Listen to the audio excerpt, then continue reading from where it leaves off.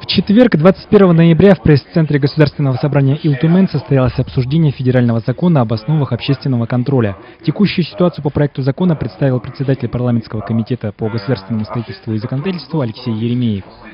По состоянию на 13 ноября 2017 года получены практически все согласования от Министерства ведомств, общественных организаций, прокуратуры Республики, Управления Министерства юстиции Российской Федерации по Республике Саха-Якутия и так далее, а также от Совета муниципальных образований Республики Саха-Якутия.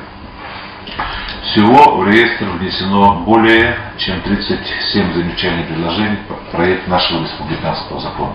В ходе обсуждения к проекту закона были высказаны замечания. В частности, в нем нет привязки к Конституции, а лишь отсылка к абстрактному понятию прав человека. Также неясно, каким образом будет проводиться согласование уже существующих форм общественной деятельности.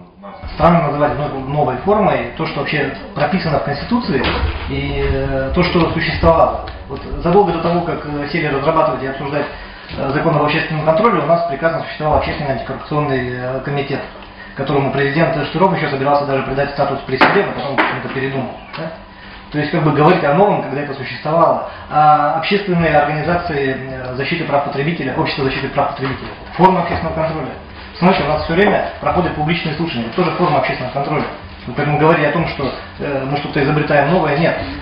Речь идет о том, чтобы регламентировать многообразие форм общественного контроля и как-то свести их в одном законопроекте.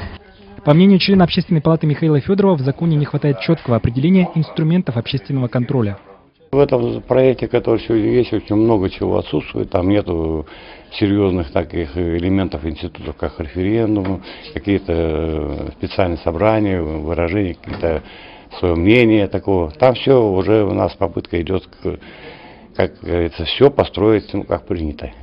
Вопросы также вызвала статья о электронном ресурсном центре общественного контроля, цель которого обеспечить прозрачность деятельности государственных структур. Однако учредителем этой организации прописана не Общественная палата России и ее региональные филиалы, а непосредственно само правительство. Таким образом, общественность как таковая контроля над ресурсным центром не имеет. Обсуждение законопроекта продолжается. Рекомендации участников круглого стола будут направлены в Государственную Думу.